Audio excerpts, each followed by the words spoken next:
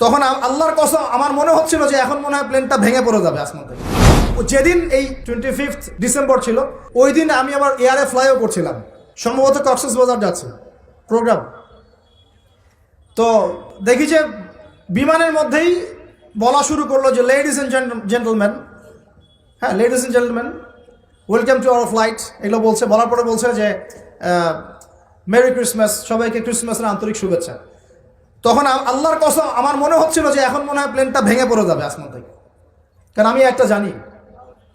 আল্লাহ পাক বলছেন সূরা মারিয়ামের শেষের দিকে পড়ে দেখেন, আল্লাহ পাক বলছেন ওয়াকালু ইত্তাখাযার রহমানু ওয়ালাদা, তারা বলে রহমান সন্তান গ্রহণ করেছেন। আউযুবিল্লাহ। তাকাদুস সামাওয়াতু ইয়াতাফাত্তারনা মিনহু, এই কথা শুনে আসমান ফেটে পড়তে চায়। ওয়া তানশাক্কুল আরদ, জমিন চৌচির হতে চায়। ওয়া তাখিরুল জিবালু হাদ্দা, পর্বত ফেটে পড়তে চায়, চৌচির হতে চায়।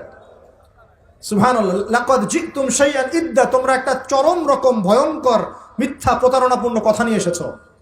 যখন বলছে কেউ মেরি ক্রিসমাস, তার মানে সে স্বীকার করছে যে 25শে ডিসেম্বরে আল্লাহ পাক ঈসা আলাইহিস সালামকে জন্ম দিয়েছেন। আউযুবিল্লাহ। তাই কি না? বুঝতে পারেন না কথা?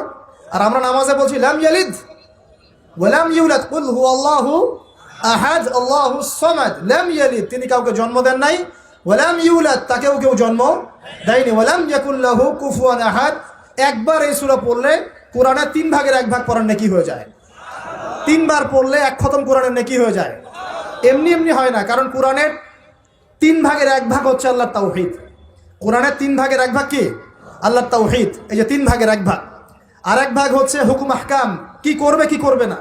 আর 1 ভাগ হচ্ছে হিস্ট্রি, ইতিহাস, কি হয়েছে এই পর্যন্ত বিশ্বে। কোরআন 3 ভাগে ভাগ করতে পারবেন আপনি। প্রিয় ভাইরা, এটা শিরক কিনা? এবং কোটি কোটি মানুষ কি এই শিরকে বিশ্বাস করে কিনা? এখন ওই সমাজে গিয়ে যদি আপনি বলেন সামাজিকতার খাতিরে মেনে নিচ্ছি যে এটা শিরক, তারপরে আমি একটা আপোষ করলাম, চলবে? এখন কিছু মানুষ সামাজিকতার দোহাই দেয়। সামাজিকতা কোন সমাজে? যে সমাজ আমাকে শিরক শেখায় ওই সমাজ, যে সমাজ আমাকে হারাম খাওয়া শেখায় সেই সমাজ, যে সমাজে মানুষ বেদাতি আমল করে সেই সমাজ। কোন সমাজের পূজা করবেন? কোন সমাজের ইত্তেবা করবেন? যেই সমাজ নবী সাল্লাল্লাহু আলাইহি ওয়াসাল্লামের আদলে গড়া সমাজ, সেই সমাজের আমরা তাবেদারি করবো ইনশাআল্লাহ। আর যেই সমাজ জাহেলিয়াতের আদলে গড়া, সেই সমাজের তাবেদারি করতে হবে। আল্লাহ পাক বোঝার তৌফিক দান করুন। তো এই যে কিছু মানুষ এখানে শিরক করছে, তারপর কিছু মানুষ কি বলছে যে গ্রহ নক্ষত্র চন্দ্র সূর্যের উপাসনা করা যায়, করছে না মানুষ? কিছু মানুষ কবর পূজা করছে কিনা? করছে কিনা? কিছু মানুষ মাজারের পূজা করছে কিনা? কিছু মানুষ মৃত ব্যক্তির কাছে এই নজর মানত করে কিনা? কিছু মানুষ মৃত ব্যক্তির কাছে এই যে কুরবানি জবাই করে কিনা? কিছু মানুষ এই যে জাদুবিদ্যার চর্চা করছে কিনা? তারপর ওই যে ভাগ্য গণনা করছে কিনা রাশিফল দেখে? কিছু মানুষ টিয়া পাখির মাধ্যমে ভাগ্য গণনা করছে কিনা? প্রত্যেকটা রন্ধ্রে রন্ধ্রে শিরক। প্রথম শিরক হচ্ছে আকীদার, বিশ্বাসের। আল্লাহ ছাড়া কেউ সন্তান দিতে পারে, বিশ্বাস করলে শিরক। আল্লাহ ছাড়া কেউ আমাকে পরকালে বাঁচাবে, বিশ্বাস করলে শিরক। আল্লাহ ছাড়া কেউ আমাকে ভালো করতে পারে, বিশ্বাস করলে শিরক। খারাপ করতে পারে, বিশ্বাস করলে শিরক। আল্লাহ ছাড়া কেউ উপকার অপকার করতে পারে, বিশ্বাস করলে শিরক। আল্লাহ থেকে সব হয়, এই কনসেপ্টের বাইরে গেলেই শিরক হয়ে যাবে। সব কিছু কার থেকে হয়? তো এই যে লা ইলাহা ইল্লাল্লাহ একটা আকীদার বিষয়। প্রথমে আকীদার মধ্যে শিরক ঢুকেছে, একটা শিরক ঢুকেছে আমলের মধ্যে। আর শিরকু ফিল আমাল, আমলগুলোর মধ্যে কিরকম?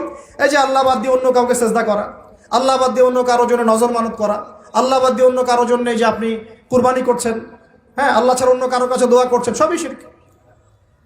এই যে আপনি হাতের মধ্যে একটা বালা পরে আছে, বালাটা খুলতে বললে খোলেন না, কেন খোলেন না?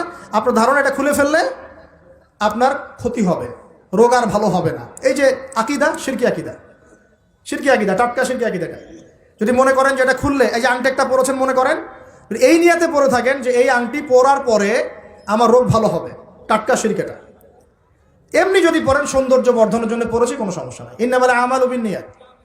কিন্তু যদি এই নিয়াতে পড়েন এই আংটিটা পরলে আমার রোগটা ভালো হবে, খুললে আর রোগ ভালো হবে না, ব্যাস শিরক হয়ে গেছে।